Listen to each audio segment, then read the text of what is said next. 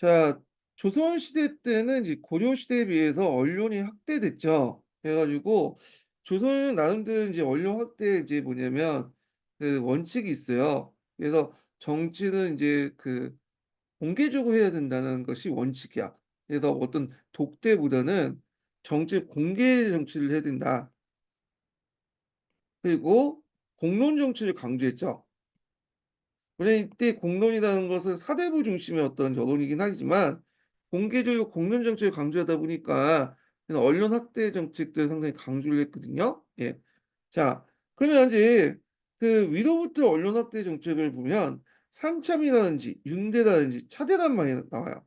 그래서 삼참은 이제 뭐냐면 매일마다 국왕이 편전에 나가서 의정부와 육조 주요 대신들을 인제 뭐냐면 회의를 하는 것이 삼참이라고 하죠. 아침 조회를 말하는 거고, 자 윤대라는 건 뭐냐면 그 매일 5명 이상 5명 이내에 육품 인사의 문관들과 사품 이하의 무관들을 간첩적 교대로 만나는 거거든요. 그러니까 일종의 실무진 회의라고 보시면 돼요. 실무진 회의. 예. 이거 차대는 매월, 매일이 아니라 매월 6 차례의 의정부 의정이나 3 사의 고급 간원이나 전직 대신들을 만나서 정책 건의를 듣는 회의인데, 윤대가 좀 실무진 회의라면 여기 차대는 오늘날만 부장회의 정도 학교에서 하는 회의다 이렇게 보시면 돼요. 그래서 이렇게 삼참이나 윤대나 차대를 통해서 많은 간원들의 어떤 여론을 득표하고 들었고요.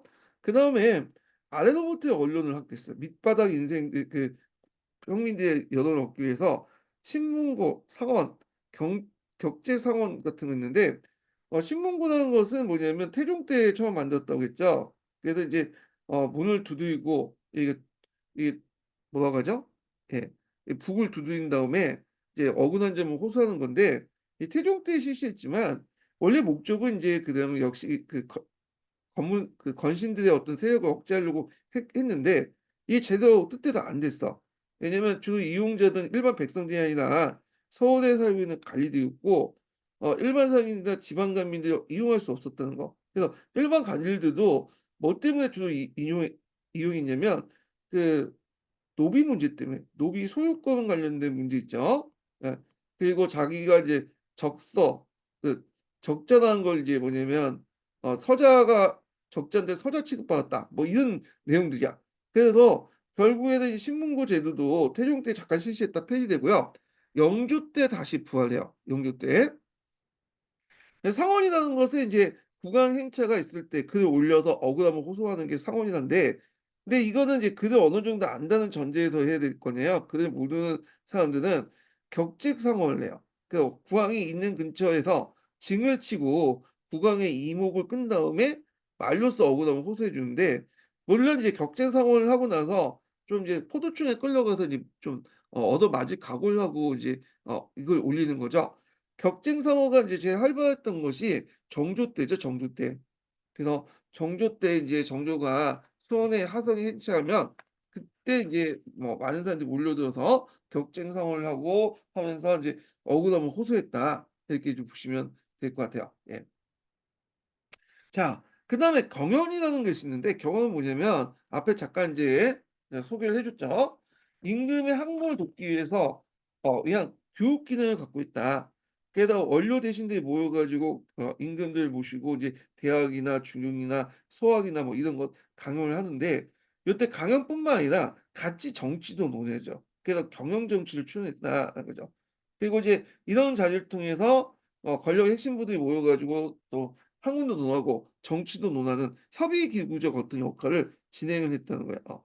그래서 이 경영은 왕의 일상생활 정치 과정의 중요한 역할을 했는데, 조선시대 때 왕들은 경영을 3번 했다고 그래요. 아침 공부 조강하고 낮 공부 주강, 그다음에 인제 이렇게 했는데 저녁 공부 석강 3 번을 했다고 하거든요. 근데 그건 원칙일 뿐이고 실질적으로 이제 이렇게 원칙대로 이제 한 왕도 있겠지만 안 하는 왕도 있겠죠. 그래서 원칙대로 인제 하는 왕은 인제 조광조 때 중종 때 그렇게 했던 거고, 그다음에 인제 뭐 연산군이라든지 세조 같은 입장일 때는 좀 이거 이제 별로 안 좋아했다고요, 경영을. 그래서 경영을 폐지했고, 제일 그 경영을 좋아했던 왕이 그 기독에 보면 영조예요, 영조. 영조가 상당히 그 경영을 많이 좋아했다고 그래요. 그 영조 같은 거꾸로 이제 뭐냐면 신하들을 데리고 와 갖고 자신이 직접 가르쳤다는 거죠. 예. 그래서 하여튼 이 경영이 있다. 그리고 경영은 단순히 경영에서 끝나는 게 아니라 일종의 경영 정치고 정치 협의 기구 역할도 동시에 했다. 이렇게 이제 보시면 될 것 같아요. 예. 자, 그러면 앞에서 이제 얘기한 건 간직과 이제 간품 이런 것들 중심했는데 여기는 중앙 정치기구 중심으로 좀 보겠습니다. 그 예전에 한번 시험 문제 나왔던 것이 의정부 6조 관련된 내용이죠. 담답형으로 해서 쉽게 나왔어요. 예. 그래서 의정부는 이제 영의정이 제일 높은 간직이고 자의정, 그다음 우의정, 삼정승이라고 하잖아요. 그래서 이제 삼의정이 이제 그 합작기구로서 6조를 지휘하면서 국정 운영을 총괄하는 건데 정치 중심의 역할을 했고요. 예. 그래서 이제 영의정이 있고 그다음 그 밑에 6조가 있죠. 원래 정삼품이었는데 정삼 아 2품 올라갔죠. 그래서 6조의 최고 수장을 판서라고 해요, 판서. 그래서 이제 그 밑에 뭐 참판이 있고 참의가 있고 정량이 있고 자랑이 있는데 이런 식으로 구성이 됐고요. 그래서 이제 6조에 보면 이조, 호조, 예조, 병조, 형조, 공조가 있어요. 예. 그래서 여기까지 이제 명칭상 그 고려하고 좀 비교해 보면 고려는 이부, 호부, 예부, 병부 이렇게 있는데 부자잖아. 근데 여기는 조자야 끝에.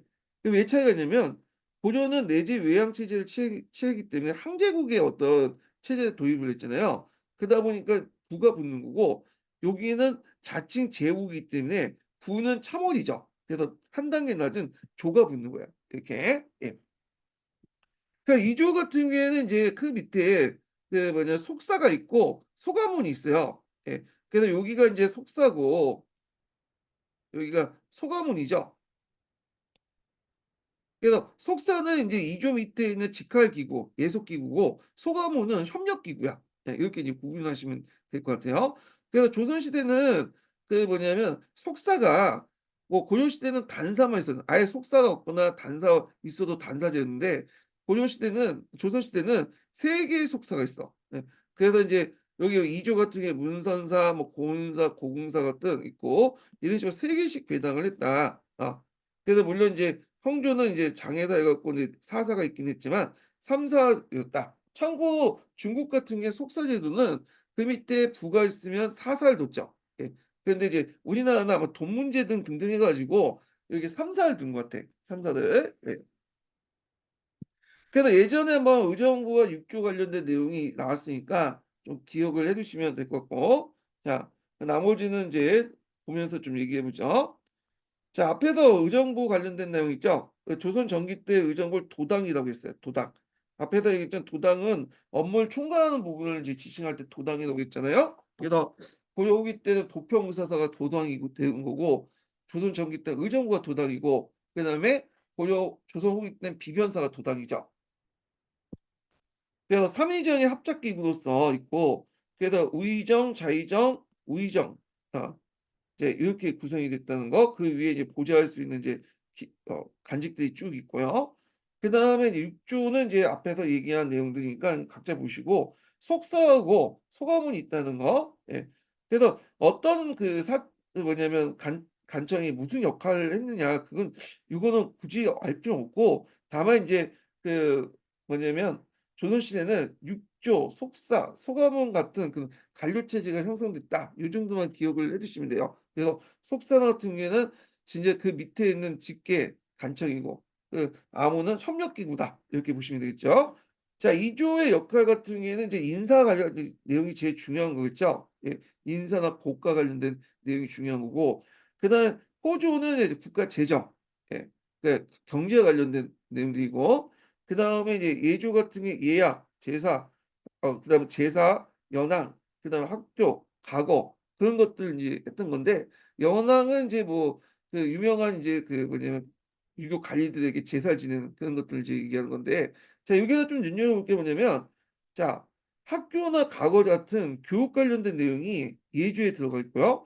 그다음에 인제 그 외교 관련된 내용도 예조에 들어가 있어요. 여기 보면 정객사 같은 거 있죠. 그래서 오늘날만 하면 이제 외교부하고 교육부의 업무를 같이 합쳐 놓은 거다. 이렇게 보시면 될 것 같고 경조는 군제와 군사 관련된 내용이고 형조는 법률과 형벌 그다음에 소송 노비와 관련된 거죠. 노비는 이제 그 당시 전쟁 노비 노비의 기원이 전쟁 노비에서 출발했잖아요. 그러다 보니까 이 노비 역할을 형조에서 담당하게 된 거야. 그다음에 공조는 오늘날 그 건설부와 비슷한 거죠. 그래서 산림이나 장인, 토목공사 뭐 이런 것들을 이제 담당하는 거다. 이렇게 보시면 돼요. 그래서 요 관련된 내용들 한번 제가 밑에다 쭉 적어 놨거든요. 국수의 기출문제. 한번 읽어 보겠습니다. 예. 앞에 업무에는 인제 했으니까 이거 건너뛰고 여기부터 읽어 볼게요. 자 중국의 당나라의 고조의 경우에는 이조, 병조, 호조, 황조, 예조, 공조 순으로 세웠는데 엄밀하면 인제 이 이부, 황부, 그 병부, 황조, 예부, 공조예요. 부가 부죠. 예. 이거는 조선시대 때 얘기고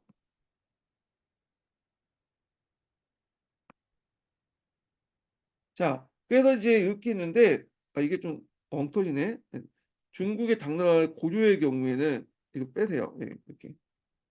그래서 이게 순서를 보면 병부와 호부 중에 원래는 이제 당나라는 요기가 앞선데 요기가 이제 앞섰죠. 이게 고려 특수의 제도인데 서열이 다르죠.